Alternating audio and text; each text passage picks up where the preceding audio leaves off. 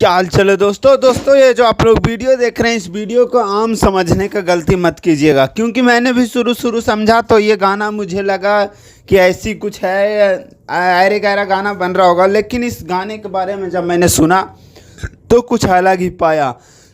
ये गाना बहुत ज़बरदस्त और सुनने में आया ये गाना बे म्यूजिक से आने वाला है। और क्या ये जो गाना में आई थी नए शायद से नागिन गाना में था, खेसारी लाल यादव के नागिन गाना जो सारे गामा हम भोजपुरी शायद था, वही हीरोइन है मेन। और समझ सकते हैं वीडियो रात को शेयर हुआ है, मैं रात ही में वीडियो बना रहा हूँ, सुबह अपलोड करूँगा कितना बजे मुझे खुद ही नहीं पता।